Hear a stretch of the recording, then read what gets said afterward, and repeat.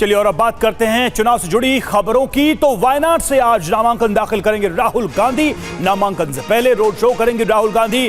राहुल के नामांकन में शामिल होंगी प्रियंका गांधी। तो आज की बड़ी खबर यह है कि राहुल गांधी अपना चुनावी पर्चा आज दाखिल करेंगे, यानी अपना नामांकन भरेंगे। और ठीक उससे पहले एक रोड शो भी राहुल गांधी करने वाले हैं, जिसमें प्रियंका गांधी शामिल रहेंगे। राहुल गांधी आज कलपेट्रा में रोड शो से अपने चुनाव अभियान की शुरुआत करेंगे। नामांकन से पहले वो रोड शो करेंगे। इस रोड शो में वायनाड लोकसभा क्षेत्र की 7 विधानसभा सीटों के नेता और कार्यकर्ता भी शामिल होंगे। रोड शो के दौरान केरल कांग्रेस के सीनियर लीडर्स भी मौजूद रहेंगे। राहुल गांधी सुबह 10 बजे स्पेशल फ्लाइट से कन्नूर में लैंड करेंगे। कन्नूर से हेलीकॉप्टर से सुबह 10:30 बजे वायनाड पहुंचेंगे। सुबह 11 बजे राहुल गांधी कलपेट्रा के न्यू बस स्टैंड से चंद्रगिरी ऑडिटोरियम तक रोड शो करेंगे। रोड शो के बाद वो एक जनसभा को संबोधित करेंगे। पब्लिक मीटिंग के बाद दोपहर करीब 12 से 1 बजे के बीच राहुल गांधी नॉमिनेशन फाइल करेंगे। केरल की वायनाड सीट पर दूसरे फेज में 26 अप्रैल को वोटिंग होगी। यहाँ 3 पार्टियों के बीच टक्कर है। यहाँ कांग्रेस, लेफ्ट और बीजेपी ने उम्मीदवार उतारे हैं।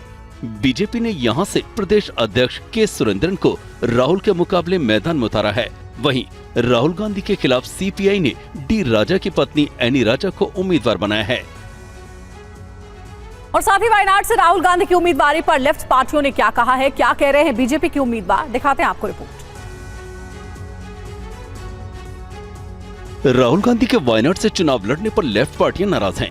केरल के मुख्यमंत्री पिनाराई विजयन ने कहा कि वो सीपीआई की एनी राजा के खिलाफ चुनाव लड़ रहे हैं। राहुल बीजेपी से मुकाबला करने की बजाय सीपीआई उम्मीदवार को टक्कर दे रहे हैं। कांग्रेस पार्टी ये दावा कर रही है कि भारतीय जनता पार्टी के खिलाफ जो संयुक्त संघर्ष है उसका नेतृत्व वो कर रहे हैं। तो जो उनके सबसे बड़े नेता हैं वो केरला में क्यों चुनाव लड़ रहे हैं, जहाँ पर भारतीय जनता पार्टी से लड़ाई है ही नहीं। उनको लड़ाई लड़नी चाहिए उत्तर प्रदेश से, जहाँ सबसे बड़ा गढ़ है भारतीय जनता पार्टी का। बीजेपी उम्मीदवार के सुरेंद्र ने कहा है कि 2019 में अमेठी के लोगों ने जो किया वही इस बार वायनाड के लोग करने वाले हैं। वो पिछले बार अमेठी में जो लोग जो किया ना वही करेगा इस बार वायनाड के लोग। Because Rahul Gandhi ji, where is Rahul Gandhi ji? क्या दायित्व राहुल गांधी जी ने वायनाड लोगों के लिए पिछले 5 साल, क्या प्रोजेक्ट है, क्या स्थिति है राहुल गांधी जी का? और आज आम आदमी पार्टी सांसद संजय सिंह की रिहाई संभव है। 6 महीने बाद कल सुप्रीम कोर्ट से मिली है बेल। मनी लॉन्ड्रिंग केस में 4 अक्टूबर को हुए थे गिरफ्तार।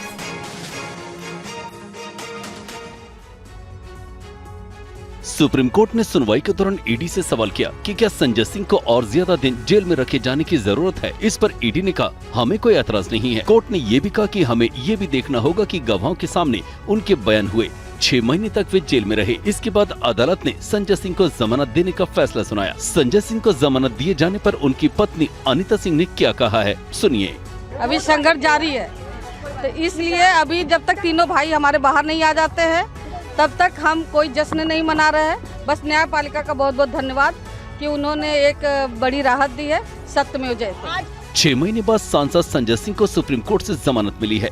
मनी लॉन्ड्रिंग केस में संजय सिंह को पिछले साल 4 अक्टूबर को गिरफ्तार किया गया था। सुप्रीम कोर्ट ने कहा दिनेश अरोड़ा ने पहले 9 बयानों में संजय सिंह का नाम नहीं लिया। मामले की सच्चाई ये है कि कोई पैसा बरामद नहीं हुआ है। हालांकि अदालत ने कहा इस जमानत को मिसाल नहीं माना जा सकता है। सुप्रीम कोर्ट ने कहा संजय सिंह अपनी राजनीतिक गतिविधियां जारी रख सकते हैं। और वहीं बड़ी खबर है, तिहाड़ जेल प्रशासन को अभी तक संजय सिंह का बेल ऑर्डर नहीं मिला है। बेल ऑर्डर के बाद ही संजय सिंह की रिहाई होगी। तो देखिए, जमानत का जो ऑर्डर है वो अभी तक तिहाड़ जेल को नहीं मिला है, जो जानकारी मिल रही है। और जब तक जमानत का ऑर्डर नहीं मिलेगा तब तक संजय सिंह की रिहाई नहीं हो सकती।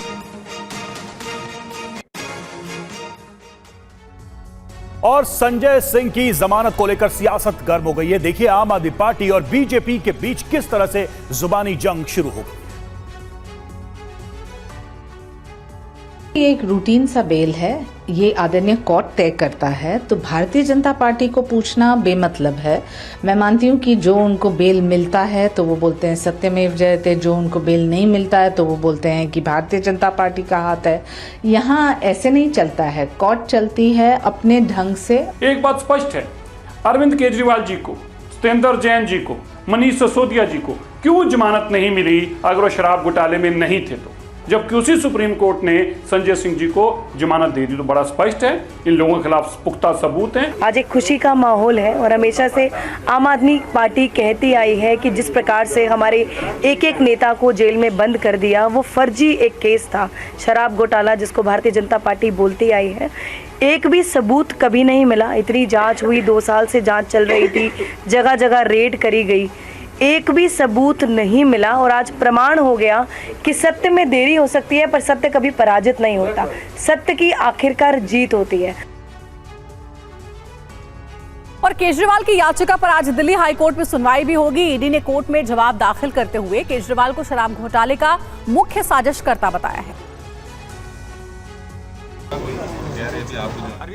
तिहाड़ जेल में बंद दिल्ली के मुख्यमंत्री अरविंद केजरीवाल की मुश्किलें कम होती नजर नहीं आ रही हैं। ईडी की गिरफ्तारी और रिमांड के खिलाफ दायर याचिका पर आज दिल्ली हाई कोर्ट में सुनवाई होगी। प्रवर्तन निदेशालय ने केजरीवाल की याचिका का विरोध करते हुए हाई कोर्ट में एक हलफनामा दाखिल किया है। ईडी ने कोर्ट में दाखिल अपने हलफनामे में ईडी ने कहा है कि केजरीवाल की याचिका सुनने योग्य नहीं है। ईडी ने अपने जवाब में सीएम केजरीवाल पर कई आरोप लगाए हैं। ईडी ने अपने हलफनामे में केजरीवाल को मुख्य साजिशकर्ता बताया। आपने केजरीवाल के जरिए मनी लॉन्ड्रिंग का अपराध किया है।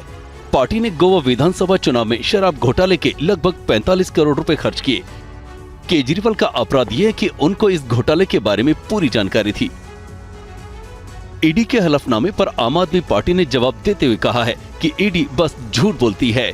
फिलहाल अरविंद केजरीवाल तिहाड़ जेल में बंद हैं। राउज़ावेनी कोर्ट ने 2 दिन पहले ही उन्हें न्यायिक हिरासत में तिहाड़ जेल भेज दिया था।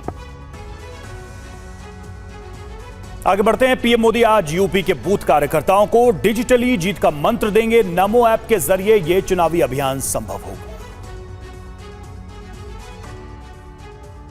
पीएम मोदी बीजेपी के चुनावी अभियान के साथ डिजिटल भारत का संदेश भी दे रहे हैं। तकनीक के इस्तेमाल से बीजेपी चुनाव में प्रभावशाली भूमिका निभा रही है। इसी के तहत आज नमो ऐप के जरिए पीएम यूपी की 10 लोकसभा तक पहुंचेंगे, जहां तीसरे चरण में संभल, बदायूं, बरेली, आंवला, एटा, हाथरस, आगरा, फतेहपुर सीकरी, फिरोजाबाद और मैनपुरी सीटों पर 7 मई को मतदान होगा। पीएम यहां 22,648 बूथों तक जीत का मंत्र देंगे। अब की बार 400 पार। वर्चुअल रैली के जरिए पीएम बूथ समितियों के अध्यक्षों, सदस्यों और पन्ना प्रमुखों को उनके दायित्वों का एहसास कराएंगे।